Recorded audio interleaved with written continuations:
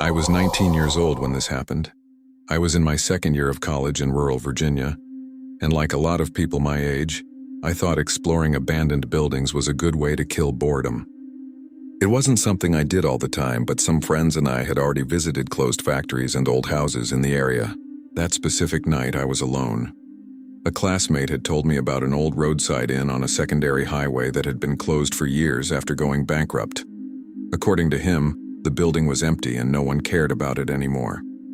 I drove there around 10 p.m., parking my car a little farther away so I wouldn't draw attention. The road wasn't busy, just trees and dark fields around. The inn was bigger than I expected. 2 stories, an old facade with peeling paint and broken windows at the front. The sign with the name was still there but hanging crooked, almost unreadable. The main door was chained shut, but when I walked around the side of the building, I found the back door just resting closed. It wasn't broken in. There was no damaged lock, just unlocked. That already gave me a strange feeling, but not enough to make me leave. The air smelled like damp wood and accumulated dust. When I pushed the door, it creaked far too loudly in the night silence. I stood still for a few seconds after stepping inside, waiting to hear any movement. I heard nothing.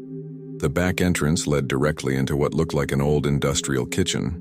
Rusted steel counters, cracked tiles, and a floor covered in thick dust, but with some areas cleaner than the rest. That was the first thing that truly bothered me. The dirt wasn't uniform. There were recent marks in the dust, like paths where someone had walked more than once. I pointed my phone's flashlight at the floor and followed those marks to a corner, where a thin mattress leaned against the wall. It wasn't so old that it was disintegrating. The fabric still looked intact. Next to it were food wrappers, granola bars, an almost empty bag of bread, a half-full water bottle. Nothing moldy, nothing dried out. That hadn't been there for years. It had been there for days, maybe hours. I felt that cold drop in my stomach that comes when something doesn't fit. If the building was officially closed, someone was using it as shelter. I considered leaving at that moment. But curiosity won.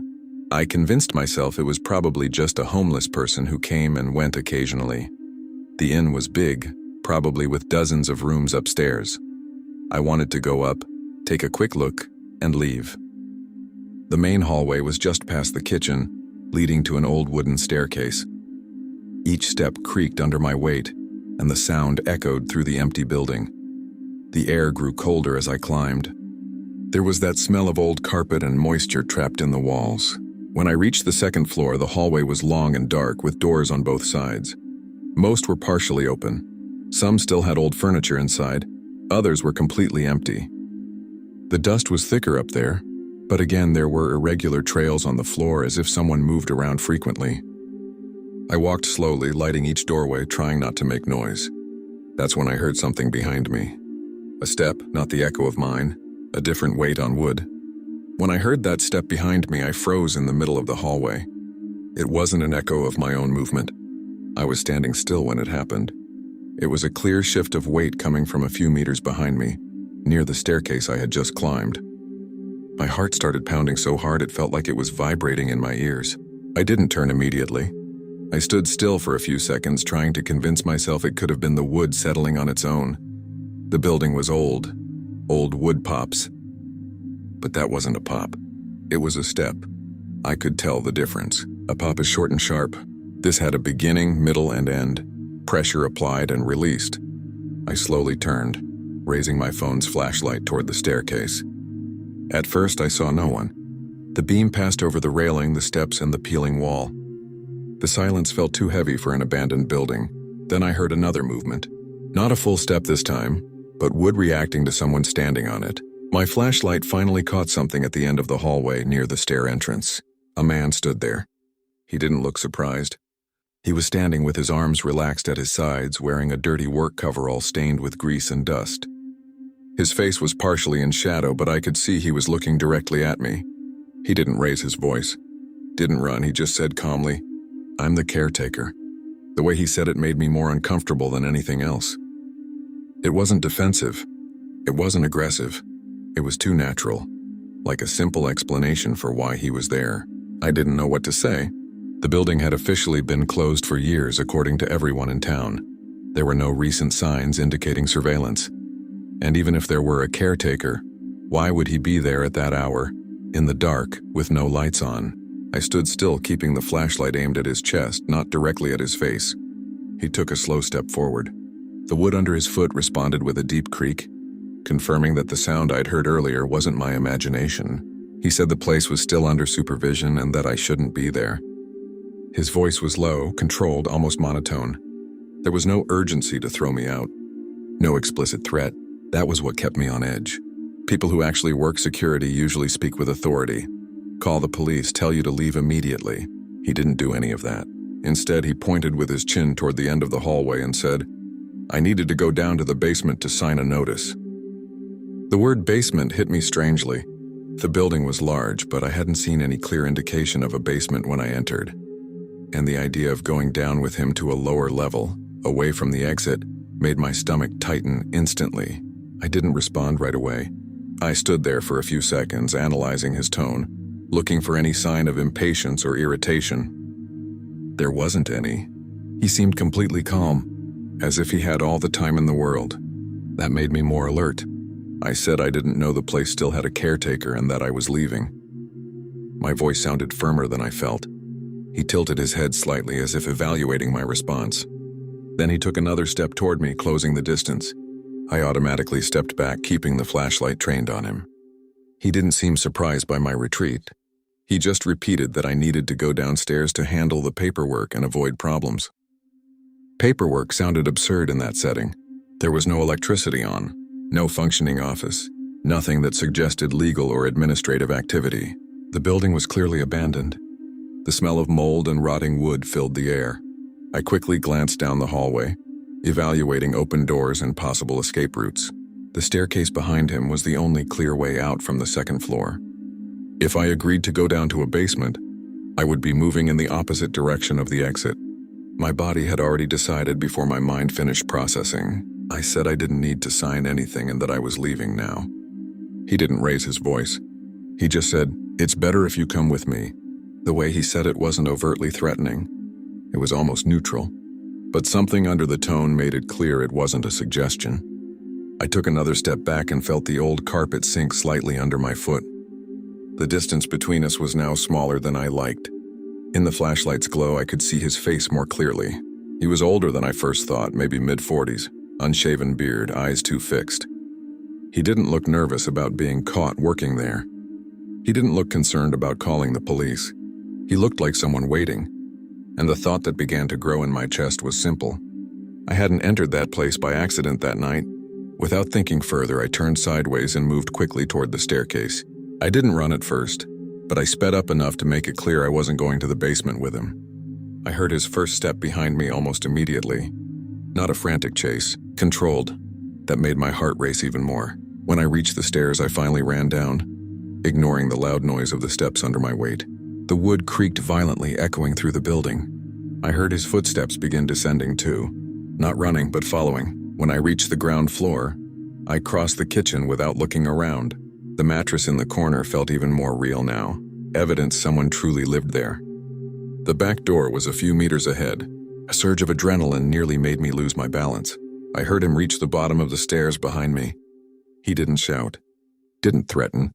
He just said my name. I had never told him my name. That made me turn my head for half a second. He was standing at the entrance of the kitchen hallway, looking directly at me. Not chasing, not reaching out, just watching. I yanked the back door open and stepped out into the cold night along the secondary road. The air outside felt heavier than before. I didn't look back immediately. I walked quickly toward where I'd parked, gravel crunching under my shoes, my heart pounding at its limit. When I finally looked at the building, he was at the upstairs window, still watching me. My phone's flashlight briefly lit his face, and he didn't look away. He didn't make a threatening gesture, didn't try to chase me. He just stood there as if waiting for someone to show up that night. I got into my car and locked the doors with shaking hands. The engine took a second longer than usual to start, which felt like an eternity. As I drove away down the dark road, I checked the rearview mirror. The upstairs window still had a silhouette standing there. He wasn't trying to physically stop me from leaving. That was what disturbed me the most, because it didn't feel like his goal was to capture me by force. It felt like his goal was to get me to go voluntarily somewhere else inside the building, and when I refused, he simply went back inside. To this day, I think about the phrase he used: go down to the basement to sign a notice. It didn't make sense legally. It didn't make sense structurally. But it made sense strategically. The basement is where you're out of sight, out of any direct chance of escape. I don't know how long he had been using that abandoned inn as a residence. But the mattress, the still soft food wrappers, and the way he appeared at exactly the right moment indicated he hadn't been surprised by me. I had been seen before I ever climbed those stairs. And that night he wasn't working as a caretaker. He was waiting for someone to show up. Story 2. I'm 19 years old and I live in a small town in southern Kansas. The kind where everyone knows each other and there isn't much to do after 6 in the evening. At the time, I had just finished high school and was working part-time at an auto parts store while deciding whether I would try community college or not. It was early fall, late afternoon, that typical dry weather we have here, with a light wind kicking up dust along the roadside. My friend Tyler and I have always been the curious type, and that week someone mentioned the old abandoned rural school about 20 minutes outside town.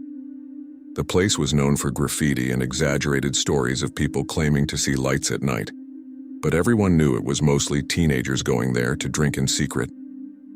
The school sat isolated, surrounded by open fields and a few scattered dry trees. There was no fence, just an old fallen sign on the ground. We decided to go there before it got completely dark, just to see what it looked like inside and take a few photos.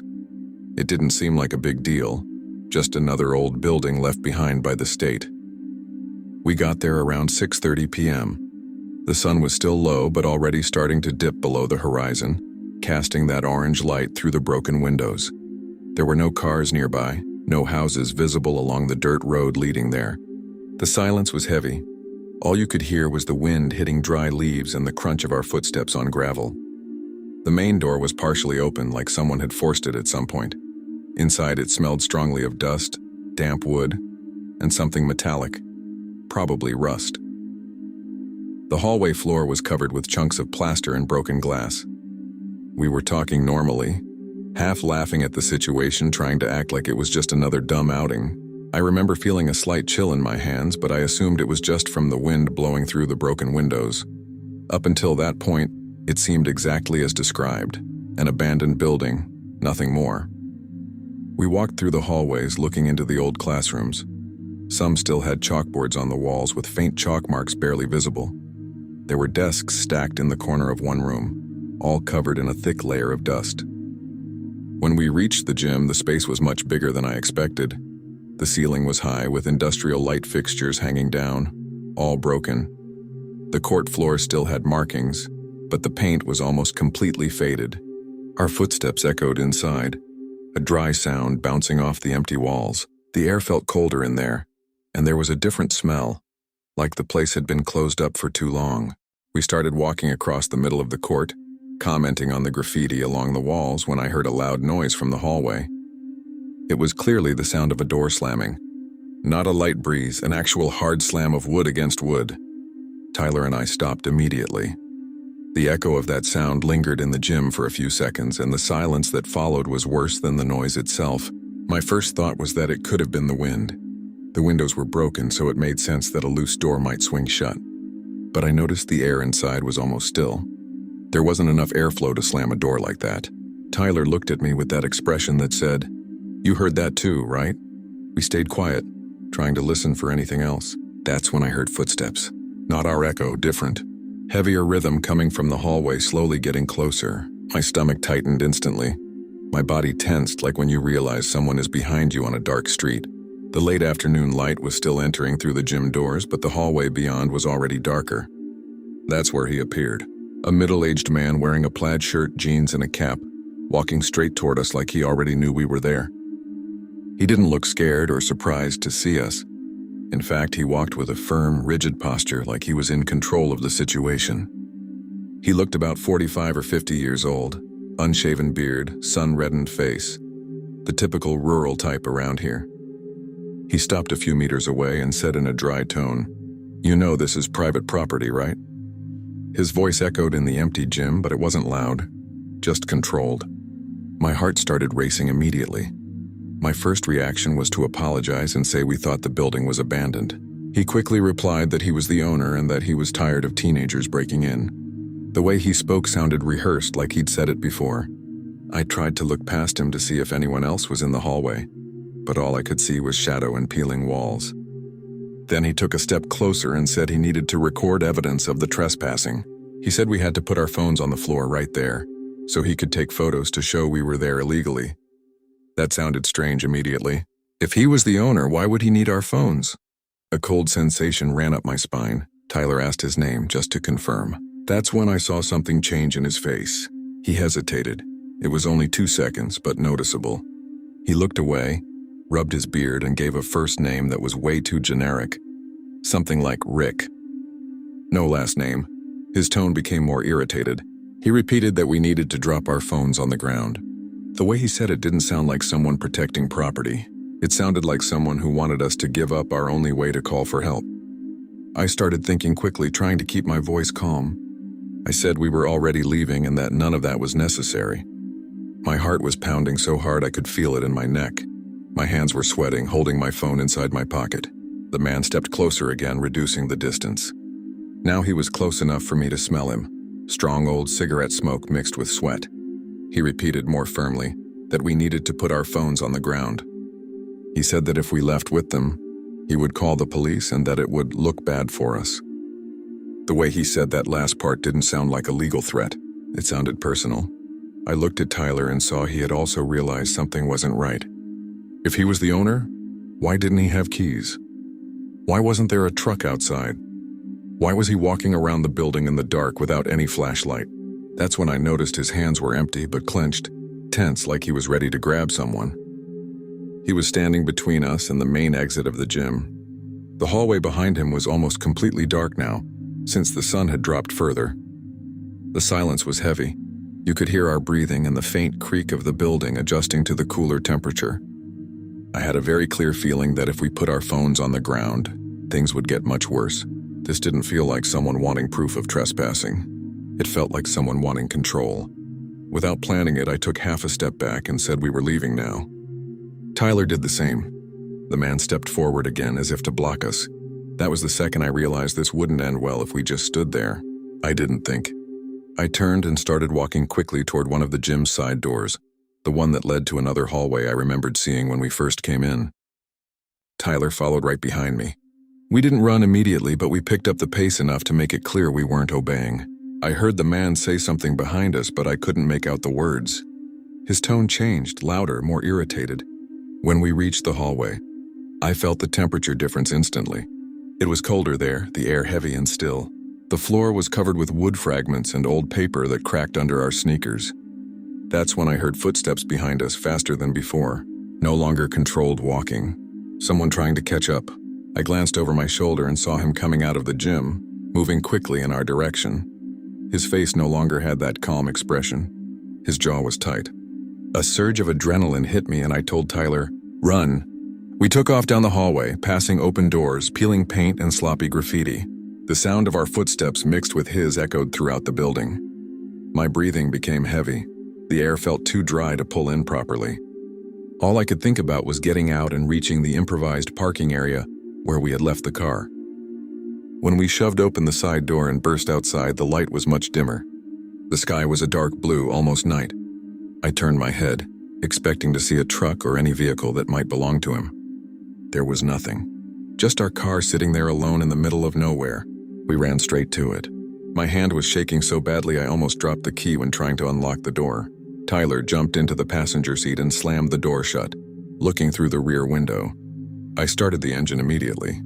The sound of the car felt too loud in the silence. I put it in gear and glanced back at the building.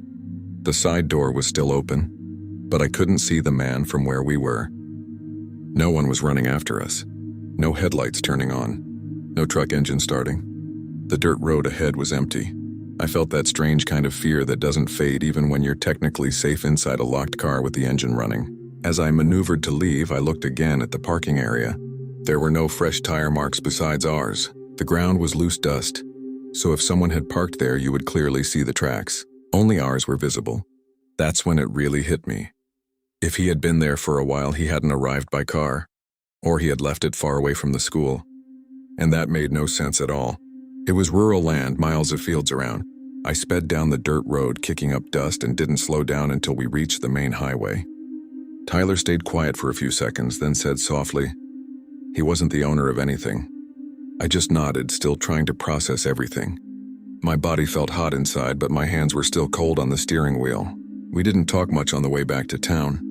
The radio was off, and the only sounds were the engine and the tires on asphalt. I kept checking the rearview mirror, expecting to see a car following us, but the road was nearly empty.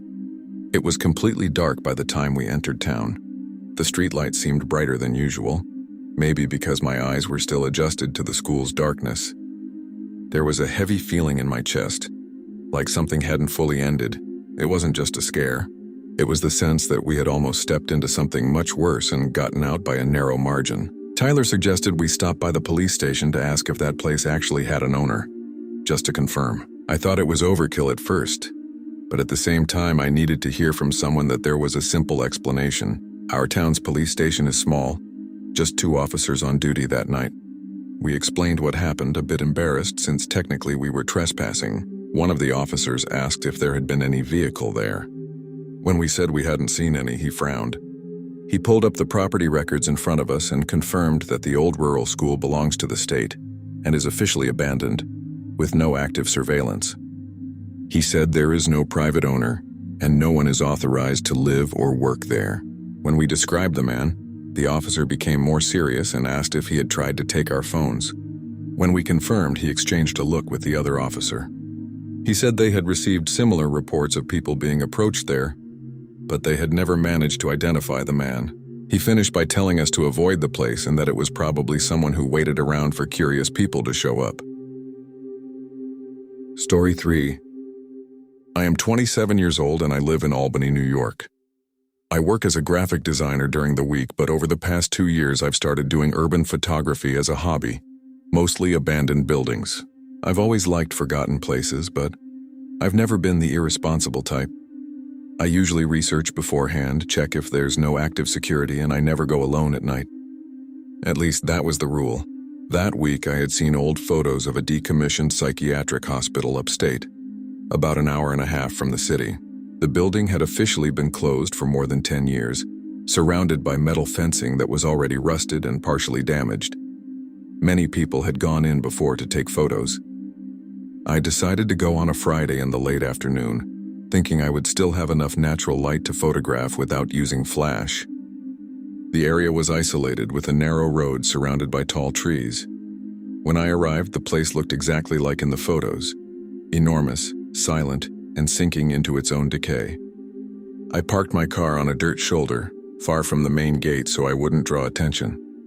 The air was cold, typical of early winter in New York, and I could smell damp leaves and rust coming from the building. The fence around it was down at one side point, clearly forced by other people before me. I entered through there without difficulty. The hospital had 3 visible floors, broken windows, and peeling exterior walls. There was no sound except the wind slipping through cracks. When I pushed the main door, it opened with resistance, making a loud creak that echoed through the empty lobby. Inside, the smell was stronger, old dust, mold, and something slightly metallic. The floor was covered in debris, and each step made a dry, crackling sound. Even being used to places like that, I felt a slight tension in my stomach, but I attributed it to being alone and the fact that it was already getting dark. I started on the first floor, walking slowly and taking photos of the empty rooms. Some still had rusted hospital beds against the walls. Others were completely empty, just old stains on the floor where furniture probably used to be. The late afternoon light streamed through the broken windows, illuminating dust floating in the air. It was too silent. There was no traffic noise, no birds nearby, nothing. Just the sound of my own breathing and the click of my camera. After about 20 minutes, I decided to go up to the second floor. The staircase was intact but covered in grime. Each step gave a slight creak under my weight. I stopped twice midway up, more out of reflex than necessity, just to listen for any other sound besides myself. I heard nothing. On the second floor, the lighting was already dimmer. The hallway was long and narrow with doors on both sides. Some had been torn off their hinges, others were closed. I walked slowly, using my phone's flashlight to adjust focus for some photos. That's when I began to feel that uncomfortable sensation of being watched. It wasn't anything specific, just that unease you feel when you enter a place that clearly hasn't been used in a long time. I tried to ignore it.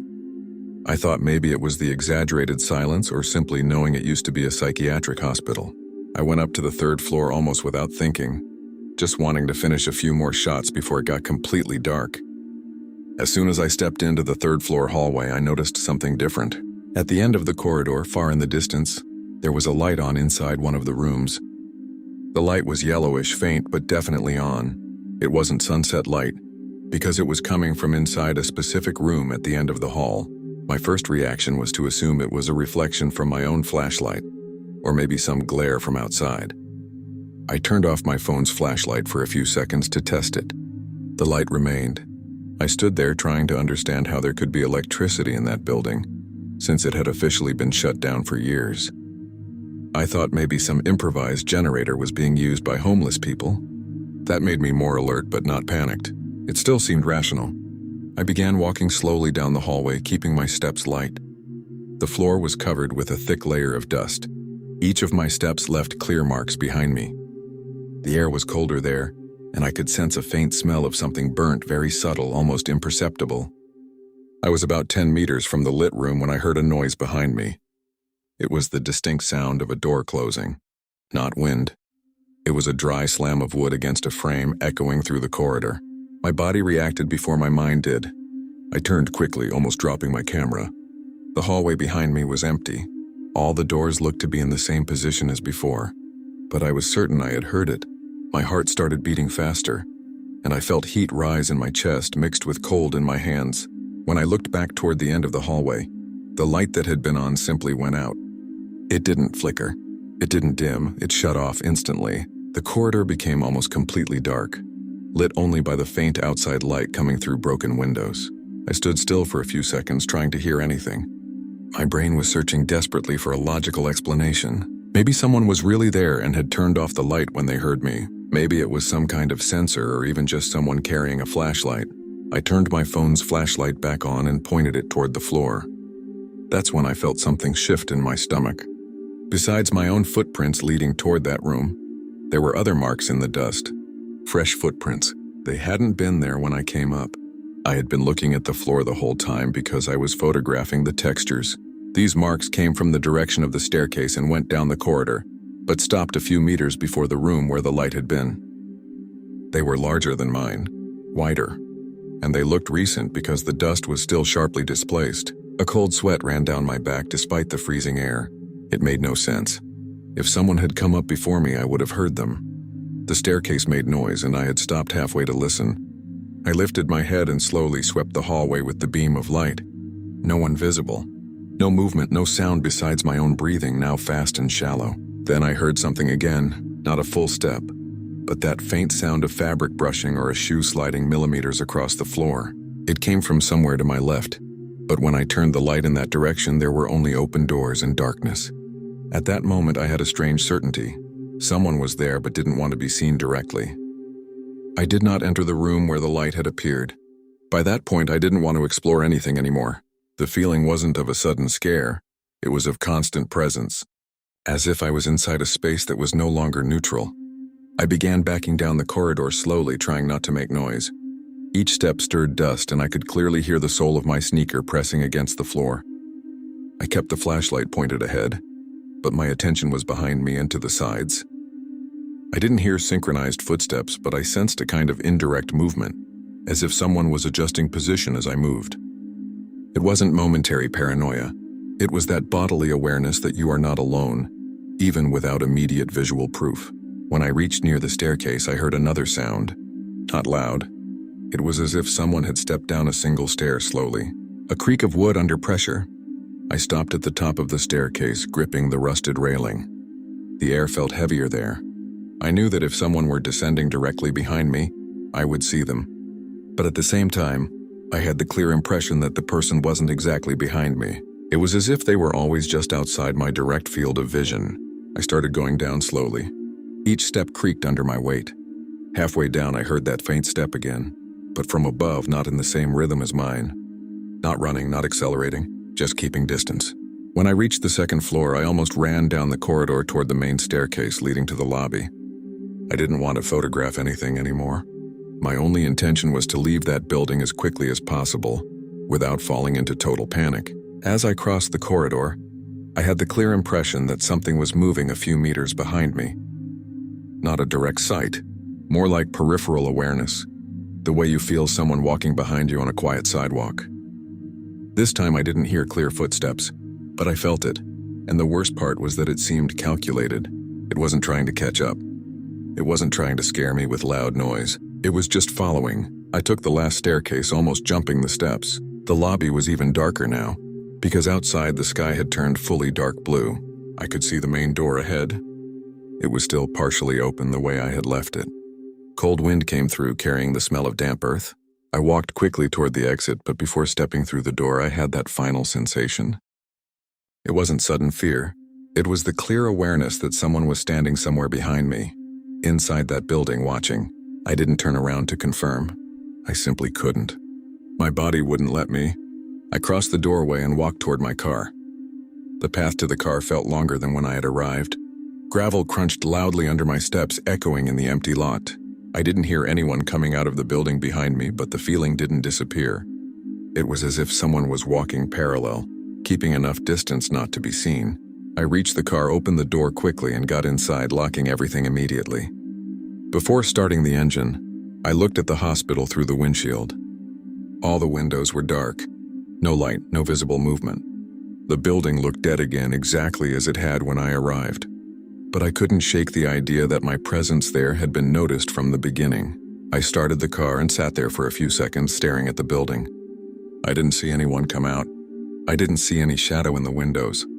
But as I maneuvered to leave, I had a very clear impression that someone was standing somewhere between the windows on the third floor, where I had seen the light. It wasn't a defined silhouette.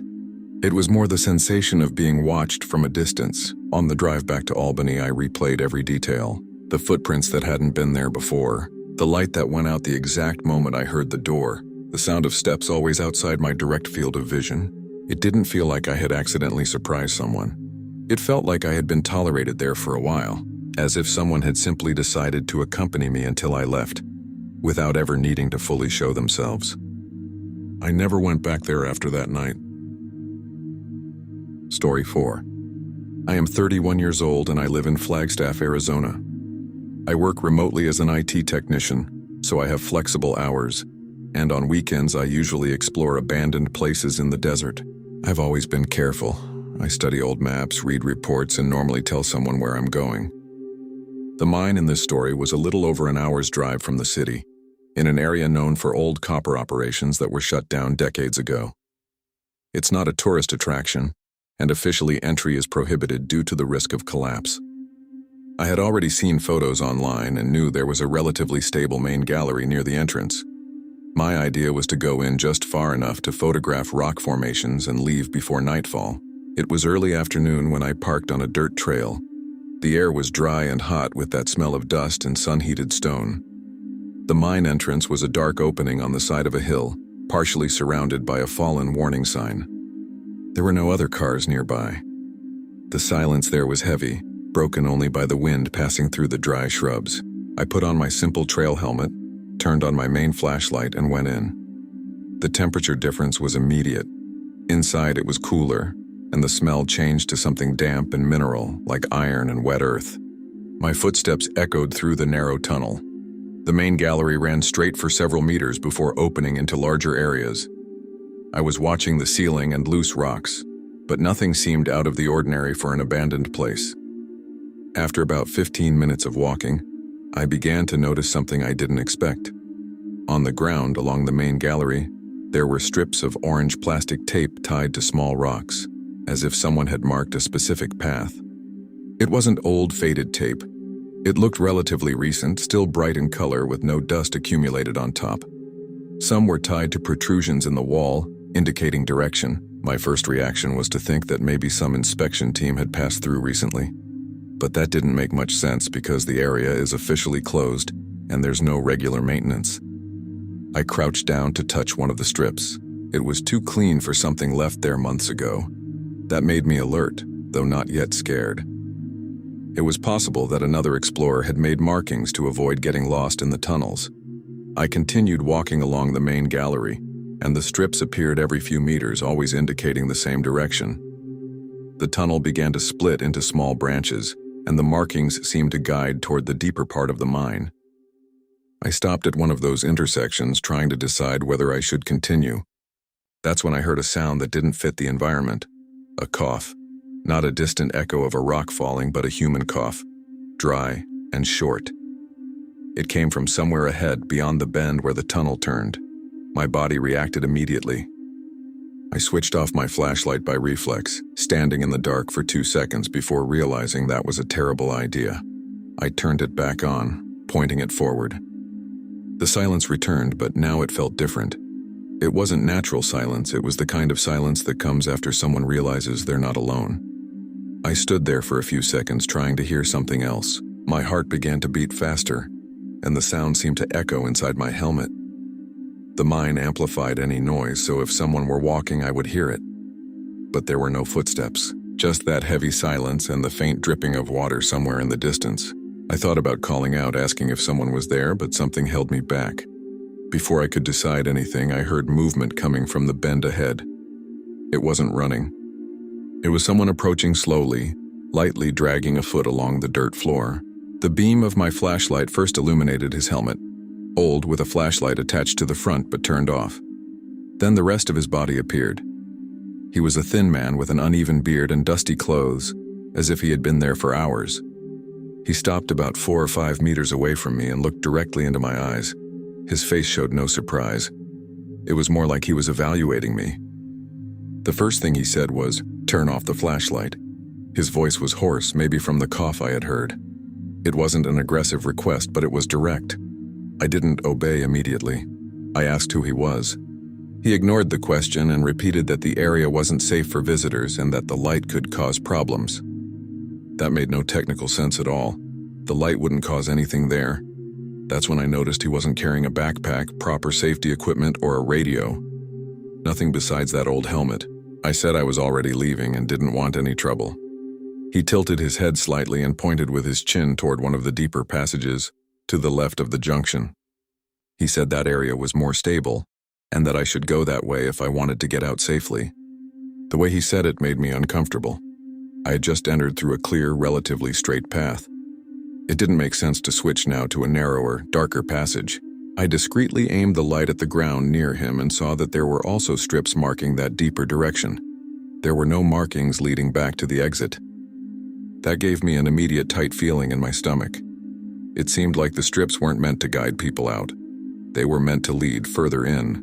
I asked if he worked there, if he was part of some inspection. He hesitated for a second before answering. He only said he knew the place. The response was too vague. While we were talking, I noticed he kept the same distance from me at all times, never fully approaching but also never stepping back. I also noticed that the flashlight on his helmet remained off, even in that darkness. If he were truly exploring or working there, he would need his own light. That's when I thought about outside. I hadn't seen any vehicle parked on the trail when I arrived. No pickup truck, no motorcycle, nothing. That mine was too isolated for someone to simply be there on foot. I started backing away slowly, saying I preferred to return the same way I had entered. He didn't physically try to stop me, but he took 2 steps to the side, positioning his body so I would have to pass very close to him to reach the main gallery. The space was narrow, and the sense of proximity inside the mine was worse than it would have been outdoors. The air was heavy, smelling of damp stone and something stronger, like sweat soaked into old clothing. As I passed him, I noticed his boots were very worn, dirty with recent earth, as if he moved through there frequently. I didn't see a radio attached to his belt, no canteen, nothing that someone on a technical exploration would use. Just the old helmet and dusty clothes. As soon as I regained the main gallery, I began walking faster. I could hear my own footsteps echoing, but after a few meters, I had the clear impression that there was another sound synchronized a few seconds behind mine. It wasn't constant. It was as if someone was walking and stopping whenever I stopped. I didn't turn immediately. I kept walking for several more meters until I was sure I was close to the entrance. Then I quickly turned, pointing the flashlight behind me. I didn't see anyone. The tunnel looked empty, but I could still hear a faint shift of air, like someone changing position in the darkness just beyond the direct reach of the light. I quickened my pace almost to a run. The mine entrance was already visible ahead, a rectangle of strong light contrasting with the dark interior. The air began to grow warmer as I approached the exit. Even so, I still had the feeling that someone was coming behind me, keeping the same distance without hurry. When I finally crossed the opening and felt the sun directly on my face, the temperature change was abrupt. The dry Arizona heat felt almost aggressive after the damp cold inside. I stopped a few meters outside the entrance and turned to look. The mouth of the mine was dark, impossible to see details inside. I didn't see the man come out. I didn't hear footsteps approaching the entrance. I walked quickly to my car, looking around to confirm what I already knew. There was no other vehicle on the trail, no recent tire marks besides mine. The area was too open for someone to have hidden a car nearby without me noticing. I got into the car, locked the doors, and sat there for a few seconds, just breathing. As I started the engine, I looked once more at the mine entrance. I didn't see anyone standing there, but the feeling that remained wasn't of a casual encounter. It felt like I had interrupted something already in progress. The strips of tape on the ground weren't there to help visitors get out. They were marking internal routes. And the way he pointed toward the deeper passage, insisting it was safer, later made me understand that maybe he didn't want visitors. Maybe he didn't want witnesses. I never went back to that mine. Story 5. I am 24 years old and I live in Macon, Georgia. During the week I work at a small print shop in town, but on weekends I like to go out and photograph old places in rural parts of the state. I've always been interested in abandoned rural churches, those small white wooden buildings lost between fields and back roads. I had seen the location of this specific church on an old urban photography forum. They said it was a few miles off the main road, accessible only by a narrow dirt trail. On a Saturday afternoon around 4 o'clock, I decided to go there alone. The day was hot and humid, typical Georgia weather, with that heavy air that feels like it sticks to your skin. I didn't tell anyone exactly where I was going because I thought it would be quick. Just go in, take a few photos of the interior, and leave before dark. The dirt trail was narrower than I expected. Tall trees on both sides formed almost a natural tunnel, and my car kicked up fine dust behind me. After about 10 minutes of slow driving, the church appeared on the left, isolated in the middle of a small open clearing.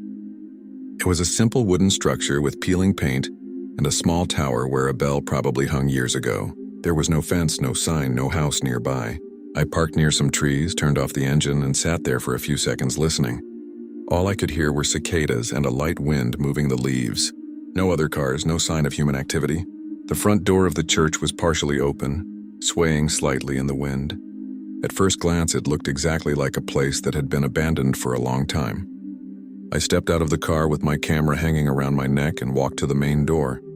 The ground was packed dirt mixed with dry grass. There were no recent tire tracks besides mine. When I pushed the door, it made a loud creaking sound, that dry noise of old hinges.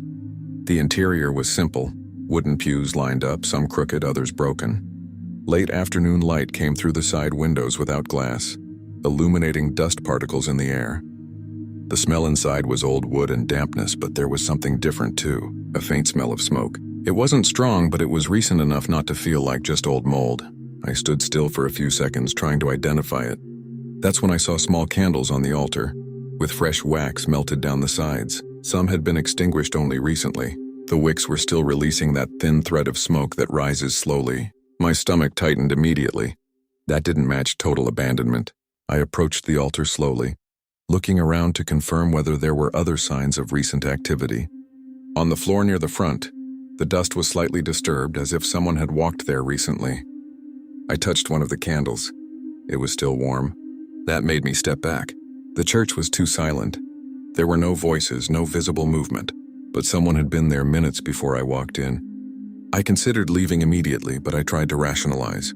Maybe a local group used the space occasionally. Maybe it was some improvised religious gathering.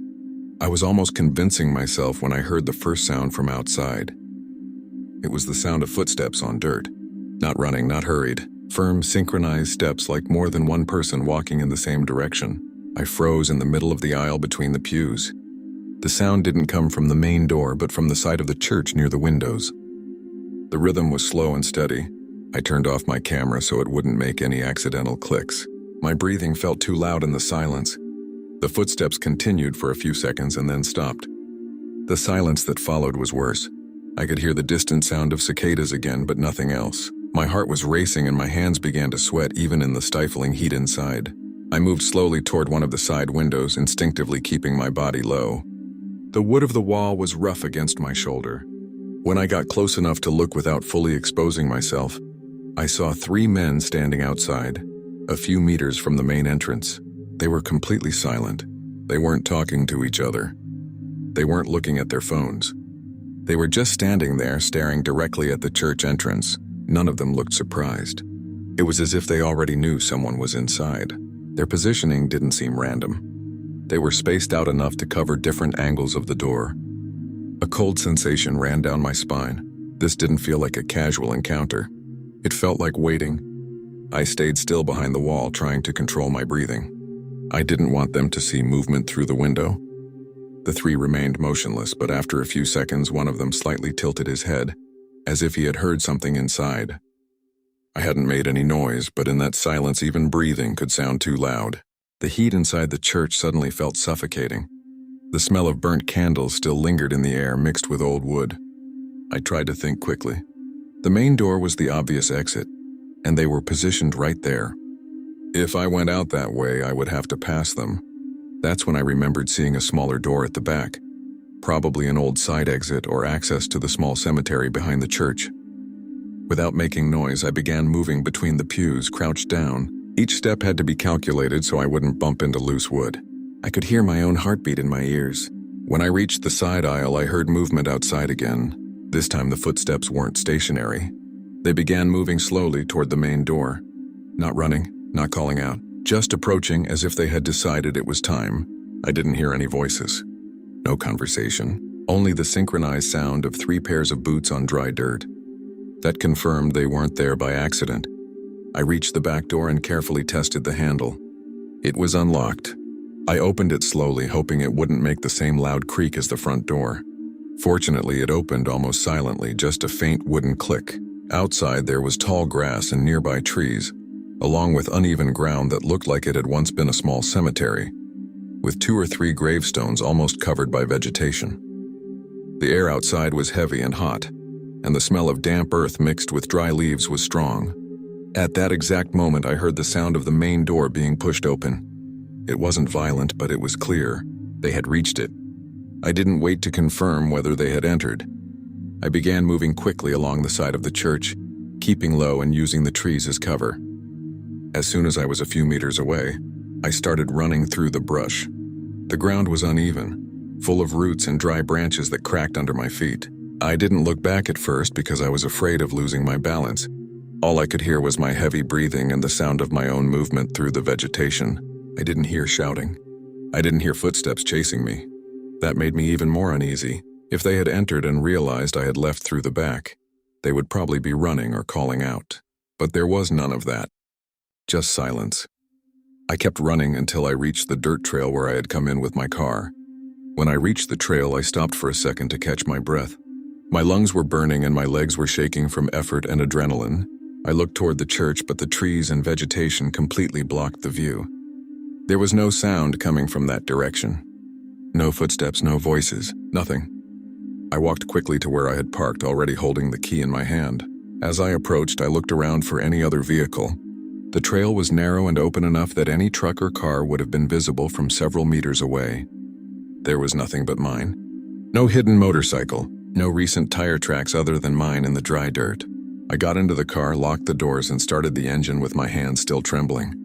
Before leaving, I sat there for a few seconds looking in the rearview mirror and side mirrors. The trail was empty. No figures emerging from the trees. No movement. As I drove back toward the main road, my mind tried to piece together a logical explanation. Maybe they had come on foot from a nearby property. Maybe there was another access point I didn't know about. but the area felt too isolated for three men to simply appear there without any visible vehicle. And what bothered me most wasn't that they appeared. It was the way they stood there, in silence, watching the door as if they knew exactly that I was inside. I never went back to that church, and to this day, when I think about those candles still releasing smoke, I'm certain I didn't interrupt something by accident. I just arrived at the wrong time. Story 6.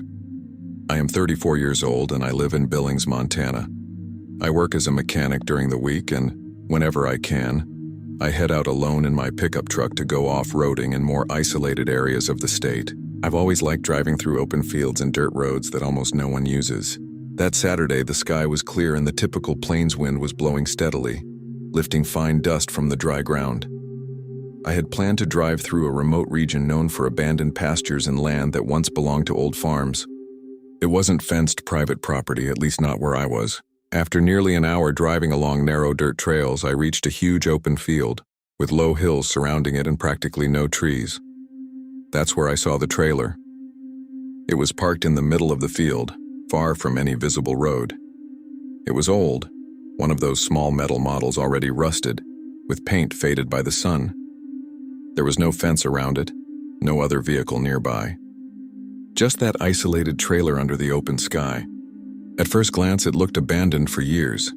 The windows were opaque with dirt and one side had a slight dent. I stopped my truck about 30 meters away and turned off the engine. The silence that followed was absolute. There was no sound of cars in the distance, no animals, nothing. Just the constant wind moving across the field. I sat inside the vehicle for a few minutes watching, trying to decide whether to approach or not. Curiosity eventually won. I got out of the truck and began walking toward the trailer. The ground was a mix of dry dirt and brittle low grass that cracked under my boots. The wind pressed my shirt against my body and carried that typical smell of warm earth and sun-heated metal. As I got closer, I started noticing that the trailer wasn't as abandoned as it had seemed from a distance. The door was slightly open, not wide, but enough to leave a dark gap visible. There was no padlock, no boards nailed over the windows. That made me more alert.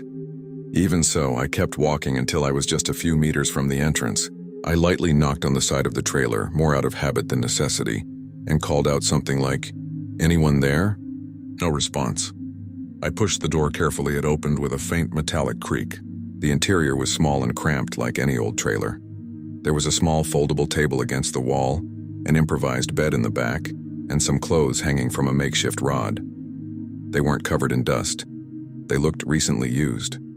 The air inside was stuffy and smelled like cooked food mixed with portable stove gas. That's when my eyes landed on a small pot sitting on a portable stove on the narrow counter. I stepped closer and, on impulse, touched the side of the pot. It was still warm. Not hot enough to burn, but definitely not cold. My stomach tightened immediately. Someone had been there not long ago. I stood inside the trailer for a few seconds trying to hear any movement around me. There was no radio playing, no fan, nothing producing a steady sound. Just the wind outside lightly hitting the metal walls. The interior seemed too organized for abandonment and too silent for someone to be there at that moment. I took 2 more steps inside, quickly scanning the space. There was an open water bottle on the table, a pair of boots on the floor near the bed, and a flashlight leaning against the wall. Nothing looked old or forgotten. It looked occupied. I felt a strange tension in my body, as if I were intruding on something that clearly wasn't meant to be found. My first reaction was to leave immediately. I stepped out of the trailer and closed the door the way it had been before, leaving it slightly ajar. The field looked exactly the same as when I had arrived. Open blue sky, steady wind, no apparent movement. I started walking back to my truck, trying to stay calm. That's when I noticed something that hadn't been there before. On the ground around my vehicle, there were footprints. They weren't mine. They were recent, clearly marked in the loose dirt near the tires. They circled the entire truck as if someone had walked completely around it while I was inside the trailer. My chest tightened instantly. I hadn't heard footsteps. I hadn't heard anything except the wind. I approached the truck slowly, looking at the marks on the ground. They were boot prints larger than mine with well-defined grooves. The dirt there was soft enough to capture details, and it was clear they had been made after I parked. Some were too close to the driver's door. That meant whoever it was had been just a few steps away from me while I was inside the trailer. My mouth went dry. I slowly turned, scanning the entire field, trying to detect any movement. The low hills around the area looked empty at first glance. No pickup truck hidden behind bushes, no campfire smoke, just the constant wind bending the dry grass. I opened the driver's door and got in quickly, locking everything immediately. My hands were sweating against the steering wheel. Before starting the engine, I looked through the windshield toward the trailer. It was exactly as I had left it. Door slightly open, no visible movement. The silence there felt too heavy, as if sound had been absorbed by the entire field. That's when my eyes moved up to the nearest hill, maybe 200 meters ahead. At the top, there was a silhouette. A person standing, not moving, not waving, not making any gesture, just standing there, facing in my direction. I stared for a few seconds, trying to make sure it wasn't some illusion caused by heat or distance. But it wasn't. The silhouette was clearly human. Defined shoulders. Head slightly tilted downward as if watching. I couldn't see a face or clear clothing details, just the outline against the bright sky behind. What unsettled me most was the lack of movement. No shift in posture, no arm lifting, nothing. Just still. I felt a cold sensation inside despite the heat outside. My mind tried to form a logical explanation. Maybe it was the landowner, maybe someone living there temporarily. But then I remembered the still warm pot and the footprints around my truck while I'd been inside the trailer. That hadn't been a coincidence. I started the engine and kept my eyes on the hill for a few more seconds. The silhouette was still there, motionless. When I began maneuvering to leave the field, I had to take my eyes off it briefly to align the truck with the dirt trail. As soon as I got the vehicle moving and looked again toward the top of the hill, no one was there. No figure walking down, no shadow running, just empty. I drove without stopping until I reached the main road. Throughout the entire drive, the feeling that stayed with me wasn't simple fear. It was certainty. The trailer wasn't abandoned. Someone lived there, watched the surroundings, and knew exactly when I had arrived, and for some reason chose to simply watch me leave. Thank you very much for your company until the end. Your support is what gives life to this channel. If these stories have caught you, don't forget to leave your like and comment on your opinion. And if you are not yet part of our community, sign up now to receive the next real horror stories.